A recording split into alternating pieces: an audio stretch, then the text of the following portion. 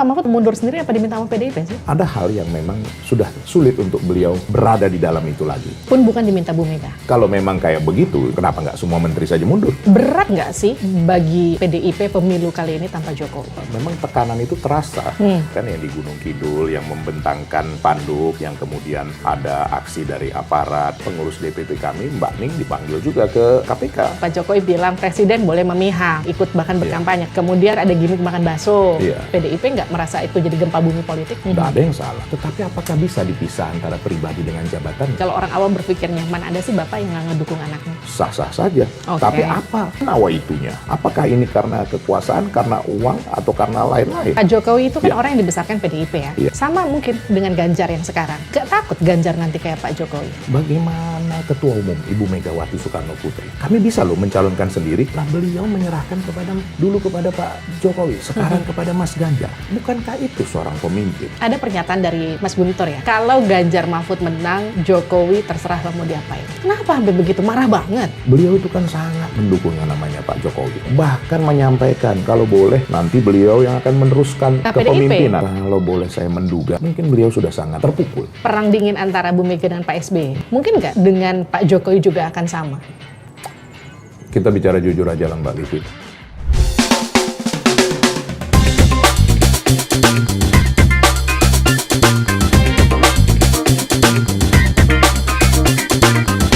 Livi on Point. Hai, kembali lagi di Livi on Point.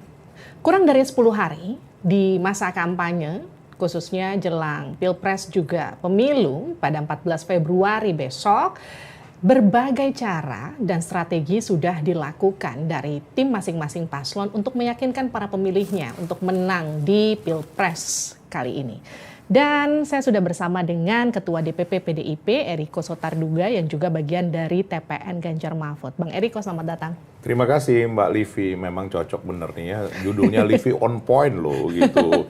Apa singkatannya itu Mbak, Livi on Point? LOP? LOP. Bang Eriko gini, kurang dari 10 hari nih masa kampanye. Ada PR Bang Eriko banyak. Pertama, memenangkan Ganjar Mahfud. Yang kedua, untuk lolos ke Senayan. Tapi kita mulai dari Ganjar Mahfud dulu ya. Kurang dari 10 hari, strategi kampanye apa yang kemudian masih digeber untuk memenangkan Ganjar Mahfud? Pola yang kita lakukan sekarang kan disampaikan oleh Ibu Ketua Umum agar kita bersama-sama dengan rakyat. Ya kalau istilahnya door to door, rumah ke rumah, mengunjungi mereka bersama-sama dengan rakyat, merasakan apa denyut nadi rakyat itu. Tetapi memang makin belakangan hari ini Mbak, memang tekanan itu terasa semakin ini. Kalau kita lihat kejadian-kejadian terakhir, Mbak Livi pasti lihat juga kan yang di Gunung Kidul, yang membentangkan spanduk, yang kemudian ada aksi dari aparat yang akhirnya dibela oleh Ketua DPRD kami Gunung Kidul, Mbak Endah, kan begitu ya. Artinya memang terasa semakin katakan tajam hal-hal yang memang gesekan-gesekan itu ya. Gesekan itu. Nah, tapi ini jujur saja Mbak Livi, PDI Perjuangan ini, begitu juga Mas Ganjar dan juga partai-partai yang mendukung, itu sebenarnya dengan situasi ini membuat kami menjadi lebih nyatu. Bayangkan Mbak Livi, kalau kita dalam situasi yang sama-sama ditekan, sama-sama katakan merasakan kalau disebut dianiaya terlalu jauh mungkin ya kan, atau di kuyo-kuyo anggaplah seperti begitu, kebersamaan itu semakin kuat. Ya bahkan hari ini juga Mbak Livi yang saya tahu ada juga salah satu pengurus DPP kami, Mbak Ning, dipanggil juga ke KPK. Nah jadi apakah ini semua berkaitan? Tentu kami tidak bisa memastikan hal itu kan. Ya jujur saja Mbak Livi, walaupun nama saya Eriko Sotarduga kan nggak baik juga kalau kita menduga-duga kan begitu kan Mbak Livi kan, seperti acara ini Livi on Point ya kan. Tapi kalau kita bicara gini, tadi selain banyak tekanan yang diduga terjadi pada kubunya Ganjar Mahfud, tapi kalau kita lihat gini, berat nggak sih bagi PDIP pemilu kali ini tanpa Jokowi? Saya bisa katakan tanpa Jokowi ya, karena banyak manuver yang sudah firm menunjukkan Pak Jokowi ke kubu sebelah.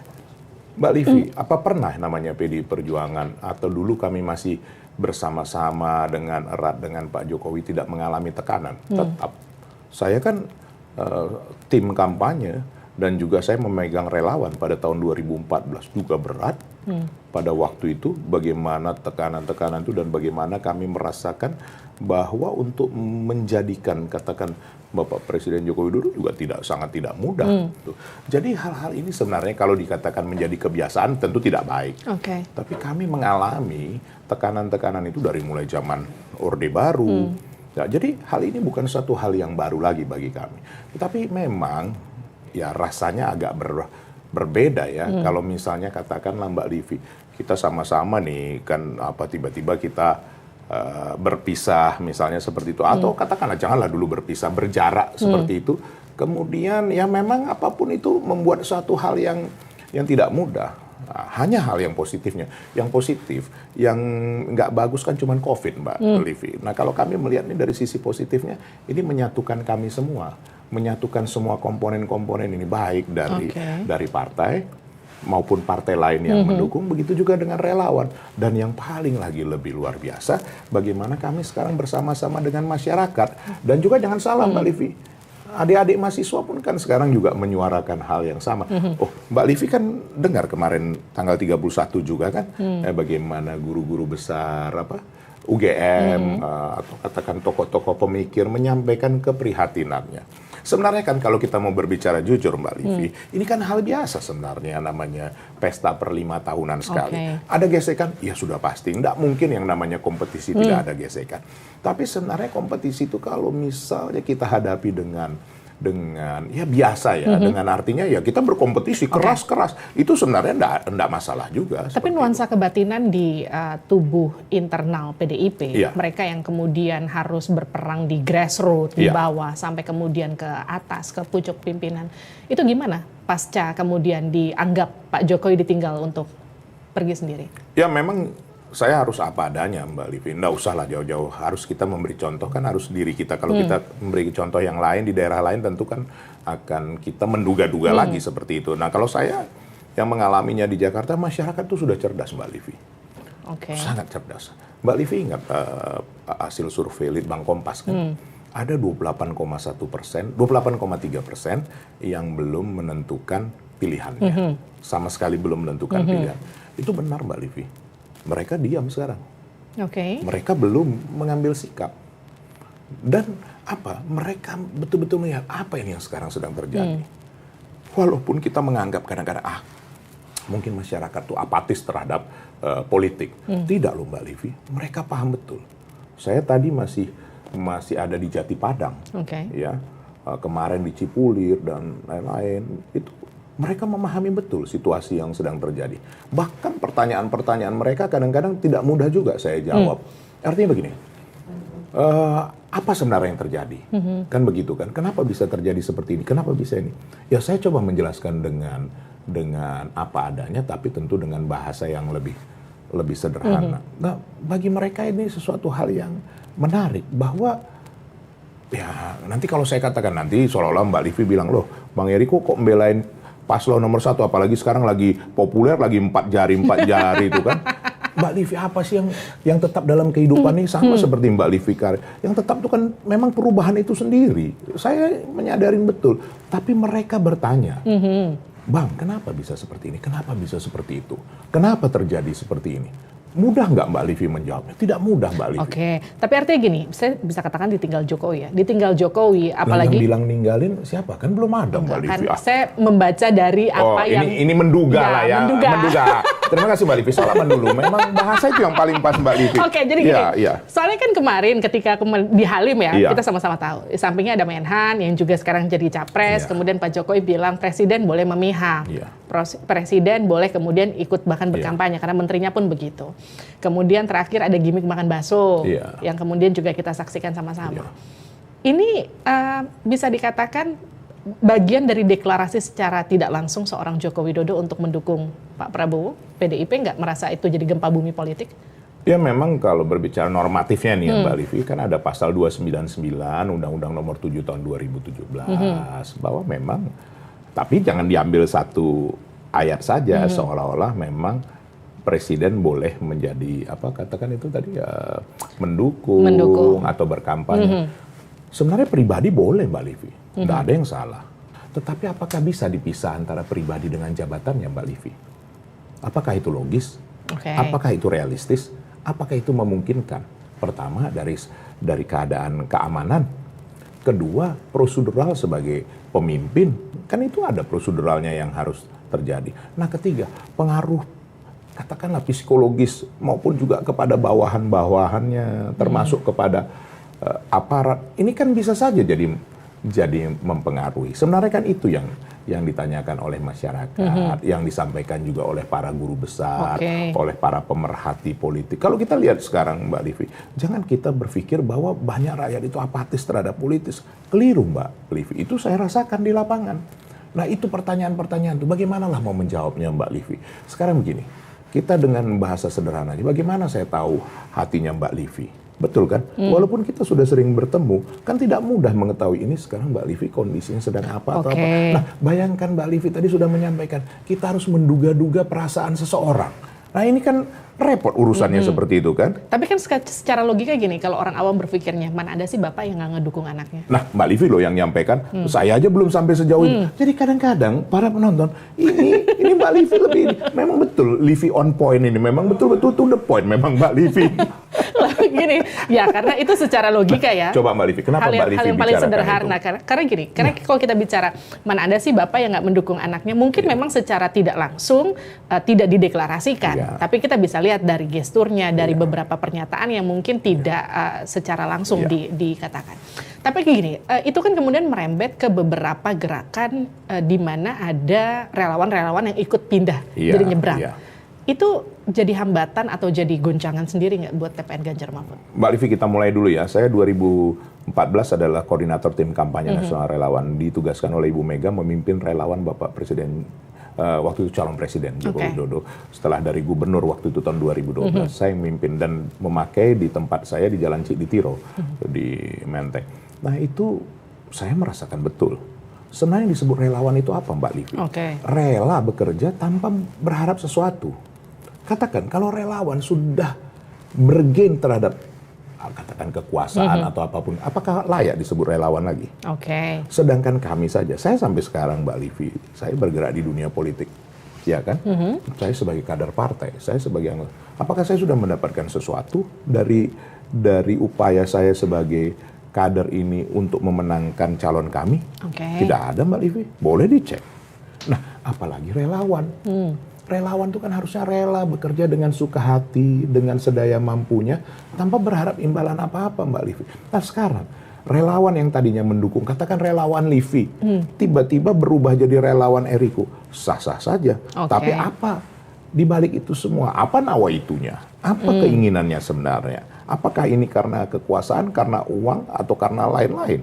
Tapi kan nggak cuma relawan, ada juga kader PDIP, Bang Ara yang juga ikutan nyebrang. Itu gimana? Nah, itu Mbak Livi, hidup itu kan pilihan. Nggak ada jawaban lain selain hidup itu pilihan. Ya, sudah dijelaskan oleh banyak pihak. Bagaimana kehidupannya juga sudah jauh berbeda. Apakah itu bukan karena kader partai juga? Ya kan tidak, saya tidak ingin jauh lebih dalam. Tapi kalau Bang Eriko nggak akan keluar kan ya? Saya sekarang aja, Mbak Livi, cobalah bayangkan, saya belum dapat apa-apa, saya nggak ada apa, betul Mbak Livi kan? Nah, kadang-kadang Mbak Livi, memang sebenarnya dalam kehidupan berpolitik itu gamenya itu sebenarnya hanya dua. Ini bukan karena ke arah satu pihak ya, itu game kekuasaan atau game materi, finansial. Nah, saya memilih kekuasaan bahwa kita berkuasa untuk berbuat bagi rakyat. Nah, ada yang mendapatkan secara finansial, yang tadi sudah Mbak Livi sampaikan. Nah, itu kan pilihan. Tapi gini, sebagai orang yang dikatakanlah, saya bisa pakai diksi ditinggalkan nggak sih? Boleh ya? Karena gini, ditinggalkan di tengah-tengah pertandingan. Ngomongnya gitu ya, karena tiba-tiba Pak Jokowi geser, Gibran geser, beberapa tadi relawan geser, sampai ada kader yang ikutan geser. PDIP nggak apa-apa? Baik-baik aja? Jangankan bergeser. Pada tahun, saya kalau salah nanti mau dikoreksi juga bagi para pemirsa, tahun 2000, 2005, pada saat setelah Kongres, kan banyak kader-kader PDI Perjuangan juga yang mendirikan partai baru, bahkan Mbak Livi itu ya, artinya membuat partai baru, bukan cuma bergeser Mbak, membuat partai baru. Nah, sekarang saya tanya Mbak Livi, apakah semua itu juga berjalan dengan baik? Apakah juga berhasil? Apakah juga nanti hasilnya maksimal? Enggak juga. Dan partai ini malah terus berkembang. Kami kan sudah mengalami Mbak Livi, 99, bayangkan kami didukung rakyat. Sudah waktu itu dikondisikan sebagaimana kerasnya pun masih dapat 30 sekian persen. Betul Mbak Livi. Tapi tahun 2004, harus jujur, kami belum siap.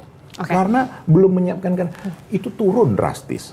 Baik, sekarang gini, Pak Jokowi itu kan orang yang dibesarkan PDIP ya. Dari mulai Solo, bawa ke Jakarta, jadi presiden 2 periode, itu salah satunya bisa dikatakan karena PDIP.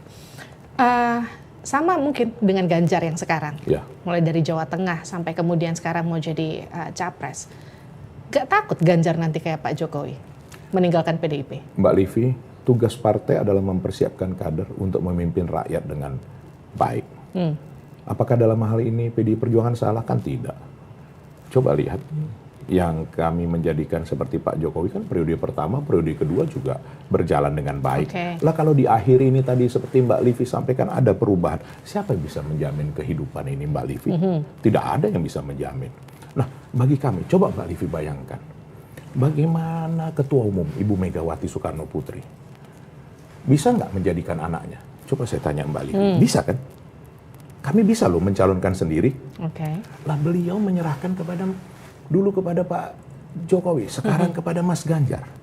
Bukankah itu seorang pemimpin? Memberikan kader terbaiknya.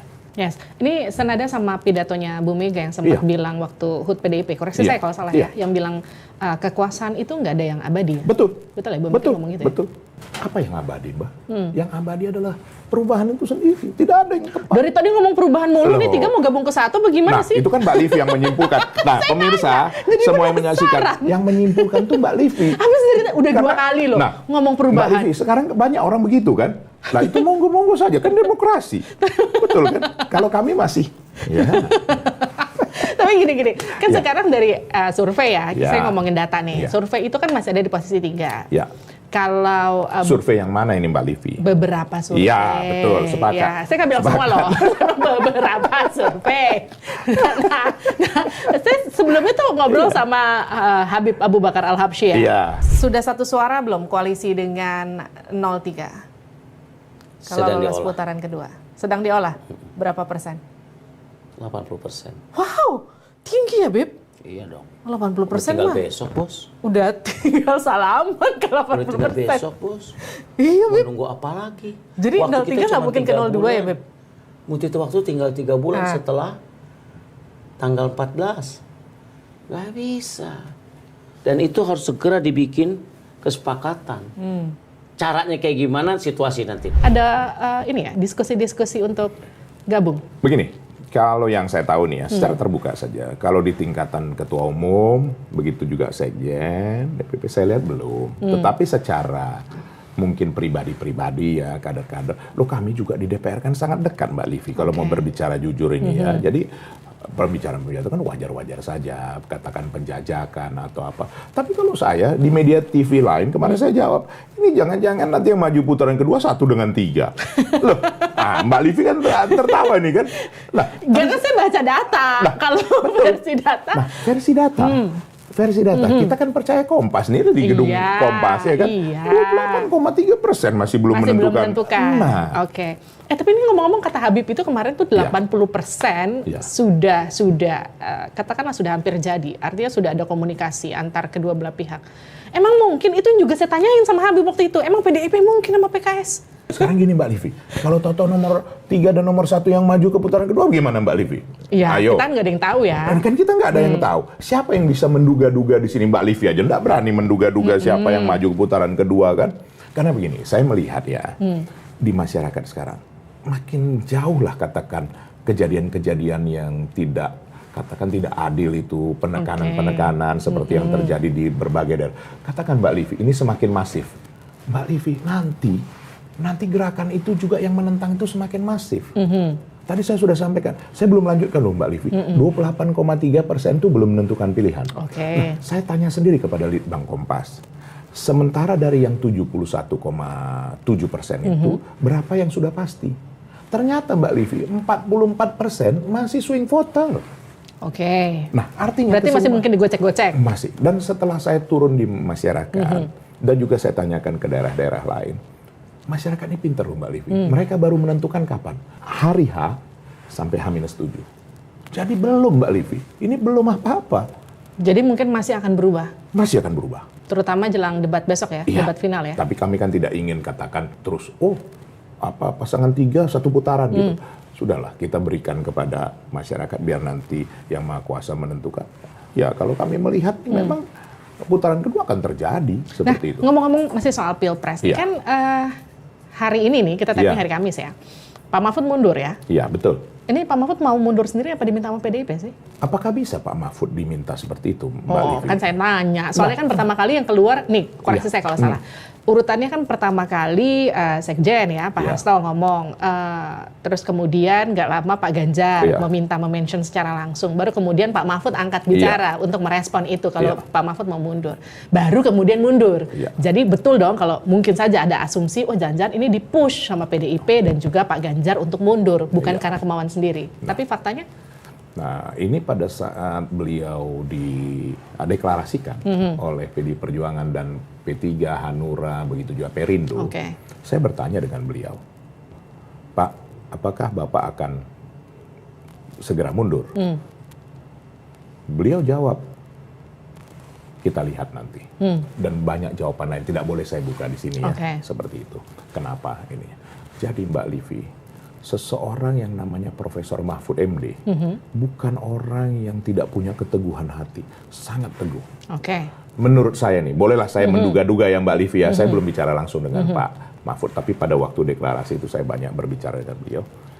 Saya menduga ada hal yang memang sudah sulit untuk beliau berada di dalam itu lagi. Jadi bukan karena misalnya kami mendesak atau siapapun mendesak. Pun bukan diminta Bu Mega? Sepanjang yang saya tahu, sampai saat ini belum ada. Kalau berbicara hati ke hati sering. Coba kalau kita lihat Mbak Livi, bagaimana seorang Profesor Mahfud MD itu orang yang tidak mudah. Ya kalau saya katakan tidak mungkin saya terlalu jauh. Kan gitu. Tidak mudah untuk dipengaruhi, tidak mudah untuk... Kalau menurut saya, sekali lagi menduga Mbak Livi, ada hal yang membuat beliau tidak merasa lagi mungkin sesuai ada di dalam sana. Itu menurut saya. Nah, logika sederhana. Kalau memang kayak begitu, seperti tadi Mbak Livi sampaikan, kalau PDI Perjuangan kenapa nggak semua menteri saja mundur? Ya kan? Kan itu jawabannya. Kenapa tidak semua? Soalnya kan Pak Hasto waktu itu bilang ada ketidaknyamanan sejumlah menteri, kemudian berujung pada mundurnya Pak Mahfud. Tapi artinya menteri-menteri PDIP nggak mundur ya? Begini, kalau saya melihat ini dari saya secara ini tidak ada yang bisa memastikan 100%. Kita lebih bagus mengundang menterinya. Mereka sebenarnya pada dasarnya tidak ada masalah untuk juga mundur ataupun tidak. Tetapi kan juga kami kan yang mendukung dan menjadikan pemerintahan ini dari awal. Tadi sudah Mbak Livi sampaikan berapa kali tadi ini kalau saya ngitungnya 7 kali Mbak Livi. Kalau berbicara secara jujur 7 kali ini 3 kali yang paling krusial. Bukan karena Mas Ganjar nomor 3 ya, tapi 3 kali. Apa? Yang pertama kali waktu maju menjadi wali kota, betul. Nah, kemudian pertama kali maju menjadi gubernur. Dan yang ketiga kali, ini yang paling krusial, maju menjadi calon presiden. Apakah dulu semua mendukung Mbak Livi? Kan tidak. Nah, itulah yang paling penting. Jadi, segala hal sudah kami lakukan. Nah, tapi apapun, PDI Perjuangan, Ibu Mega sudah menyampaikan, Sekjen sudah menyampaikan, bertanggung jawab penuh terhadap pemerintahan ini. Karena apapun PDI Perjuangan yang berperan terbesar dalam hal ini. Nah itu dia Bang Eriko, PDI Perjuangan, lambangnya banteng, warnanya merah. Harusnya gaspol, gereng gitu ya. Kenapa kemudian jadi ngelawan Pak Jokowi jadi soft Mbak Livi ini, kenapa kok jadi ngompor-ngompori? Saya nggak ngomporin, saya tanya. Kenapa gitu? Ingat nggak yang disampaikan Sekjen hari ini? Bahwa kami sudah mengibarkan bendera. Kalau banteng, kalau bendera merahnya belum ditaruh sini, dia nyeruduk nggak, Mbak? Enggak dong, nunggu bendera merah dulu. Nah sekarang jadi artinya Bu Mega udah kasih bendera merah? Nah, saya belum tahu ini. Masa saya jawab, beliau ketua umum. Kalau beliau perintahkan ya kita ini kan. Tapi artinya kami sudah mengibarkan bendera bahwa kami siap dengan segala hal. Artinya begini Mbak Livi. Apakah hidup itu kemenangan penting? Tapi yang paling penting kan bagaimana yang terbaik bagi rakyat Indonesia. Apa yang terbaik sekarang bagi rakyat Indonesia? Yang terbaik adalah pemilu yang jujur, adil, langsung umum, bebas rahasia. Nah sekarang soal jujur dan adil, biar rakyat yang menilai.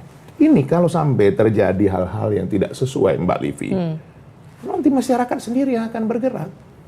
Soal menang kalah, biar nanti rakyat yang memutuskan. Mbak Livi, panglimanya ini kan rakyat, yang menentukan kemenangan itu kan rakyat.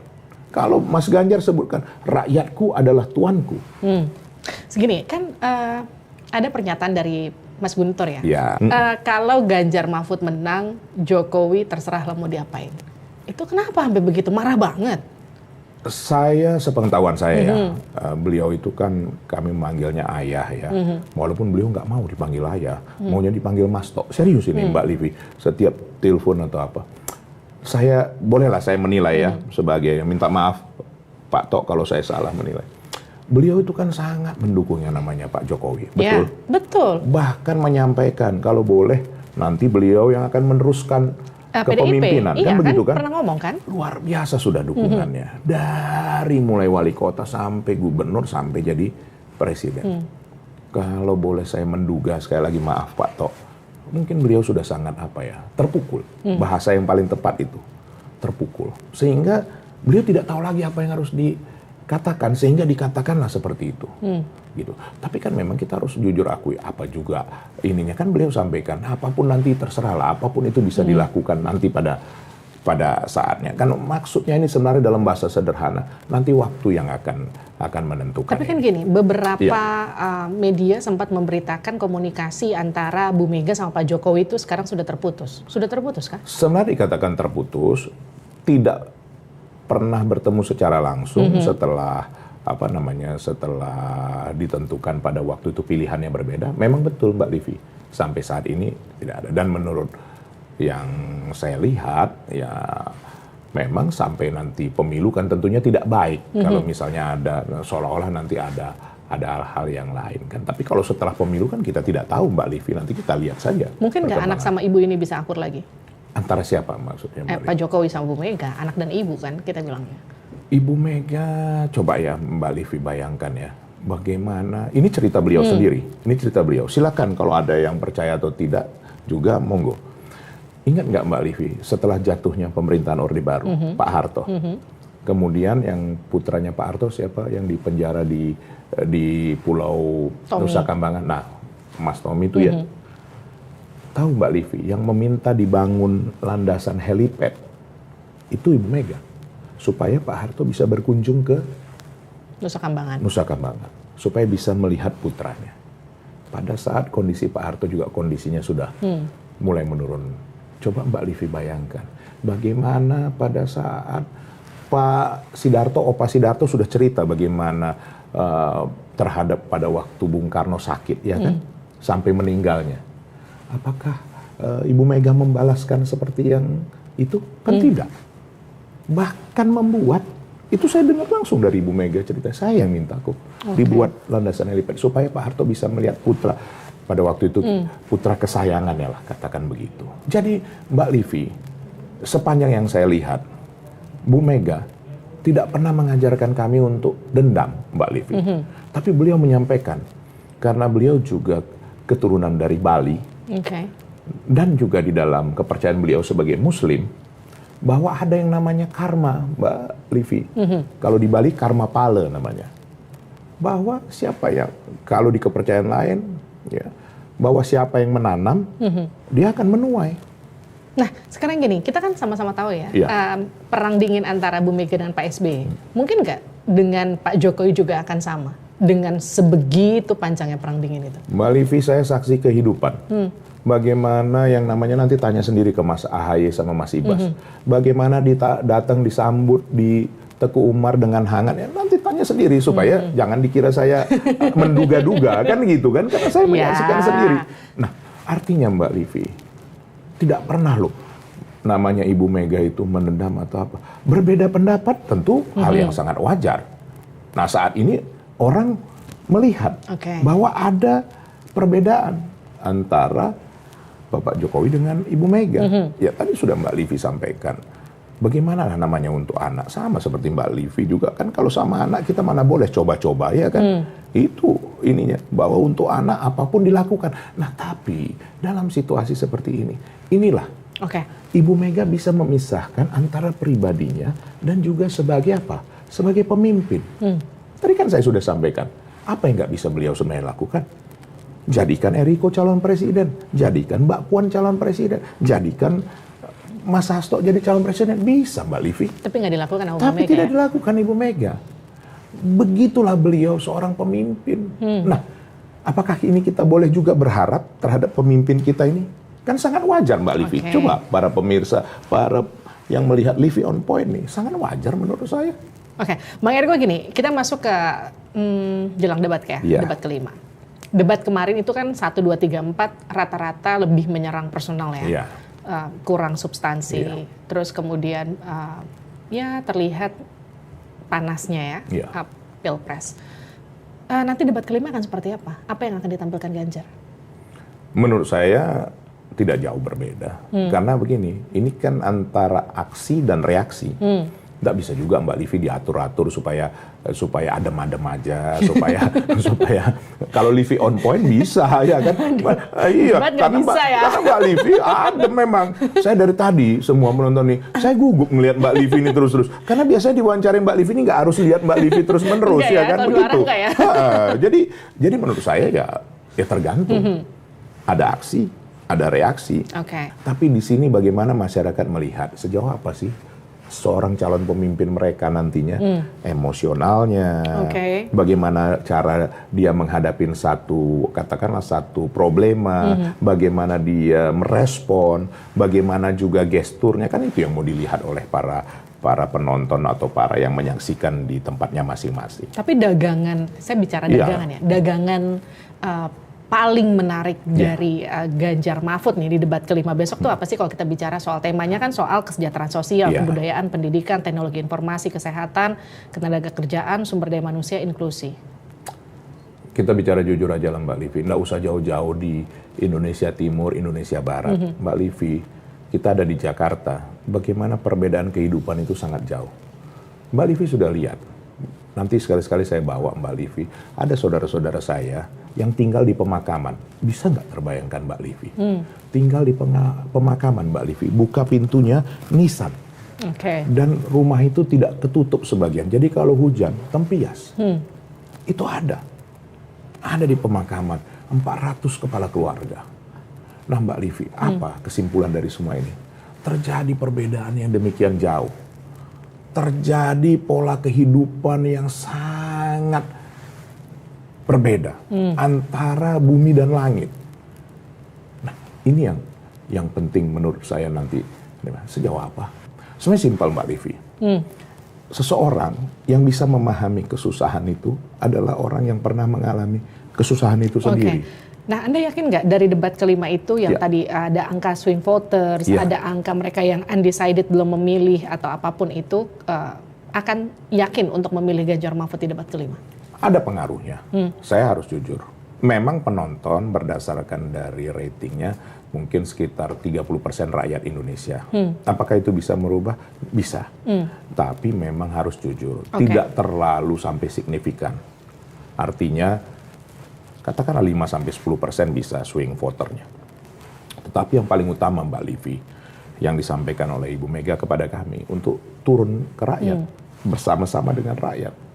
Dan mereka umumnya, sekarang beginilah, mereka bekerja demikian keras, katakan sebagai pemulung dan lain-lain, sebagian besar memang tidak mengikuti sosial media, tidak mengikuti juga katakan berita atau apa, karena ya kadang handphonenya pun tidak punya Mbak Livi.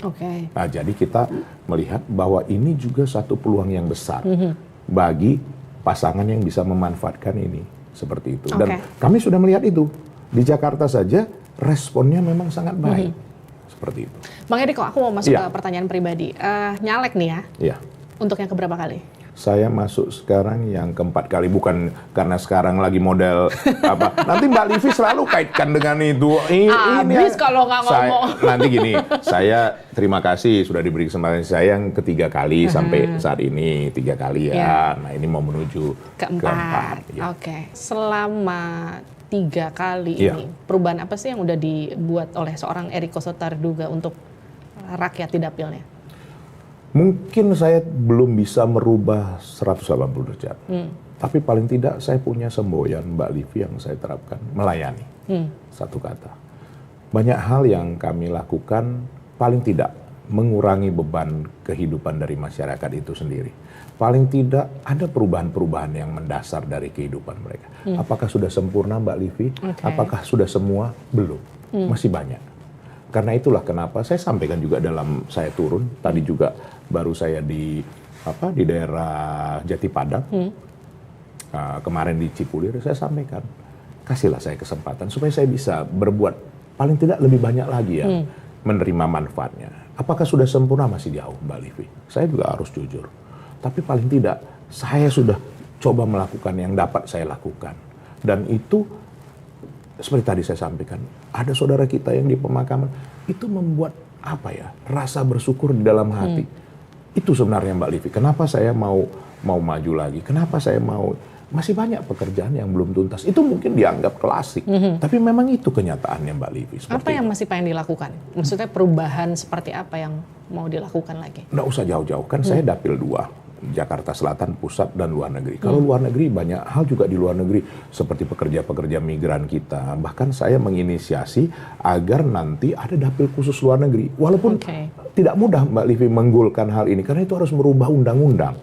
Nah ini saya akan coba untuk dapil. Nah untuk dapil yang di dalam negeri, Jakarta Selatan, Pusat, ketimpangannya itu luar biasa Mbak Livi.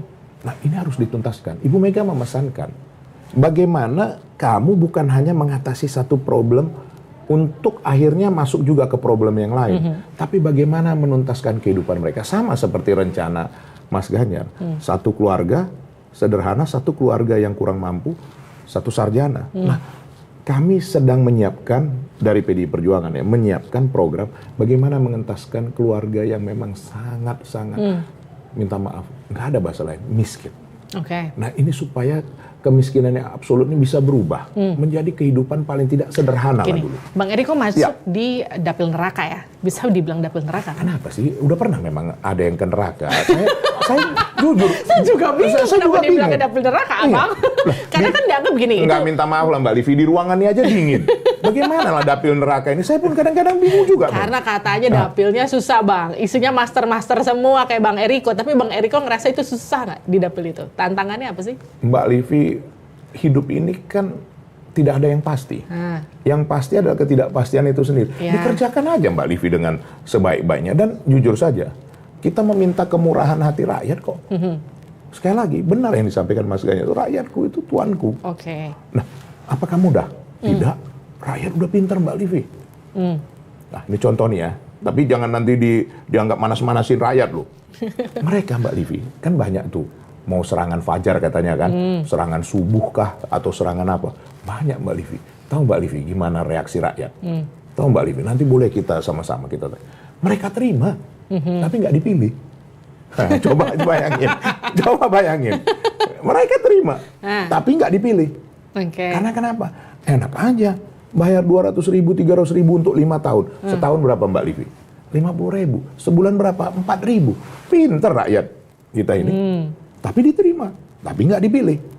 Mereka mau melihat siapa yang serius. Nah, gini, itu ada hubungannya. Karena kan sekarang gini, ada orang bilang nggak mungkin jadi caleg kalau modalnya sedikit. Betul, kalau itu betul. Bang Eriko modalnya gede banget dong berarti. Saya nanti Mbak Livi jangan enak nggak ya sih menyampaikan itu? Saya harus jujur. Kisaran aja. Memang saya selama karena memang saya datang dari latar belakang saya usaha. Kalau memang mau berharap itu kembali, memang tidak mungkin. Periode lalu saya menghabiskan kurang lebih 5. Periode lalu? Periode lalu. Sampai sekarang nih? Sekarang ini kurang lebih seperti itu juga. Paling ada perubahan-perubahan sedikit. Nah, Mungkin Mbak Livi tanya, apakah itu besar? Besar. Besar dong. Nah, dibandingkan dengan jumlah suara, itu sebenarnya bukan kita memberikan terus sesuatu atau tidak.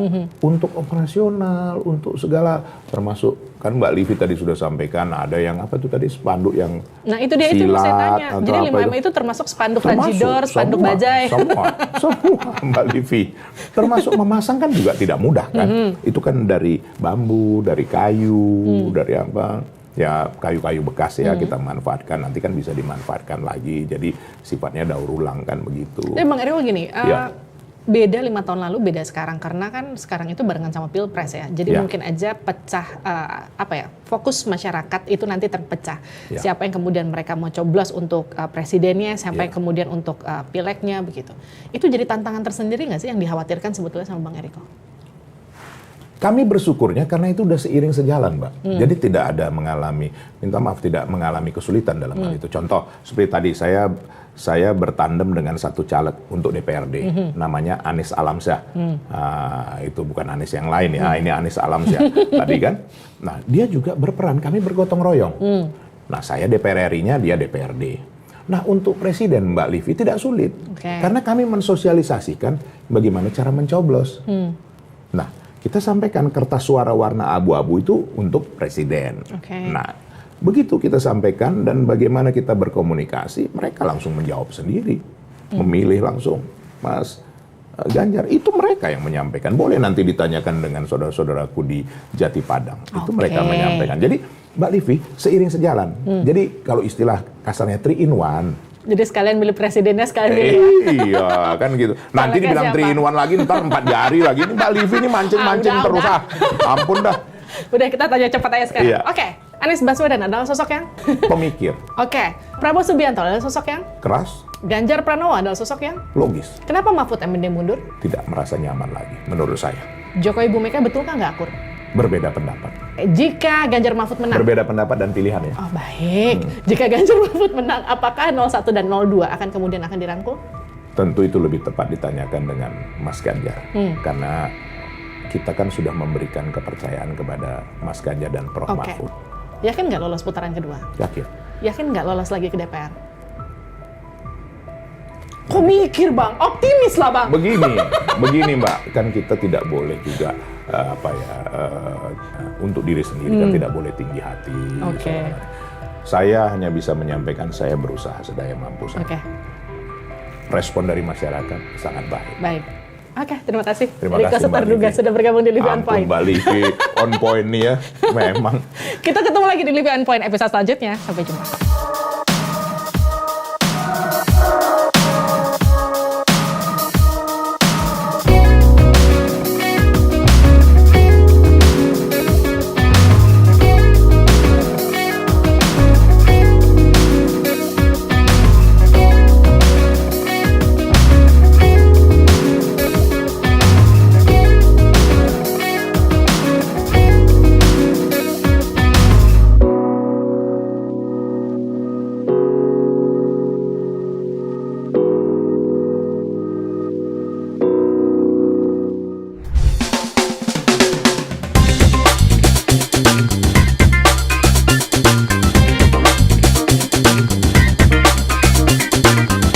Livi On Point.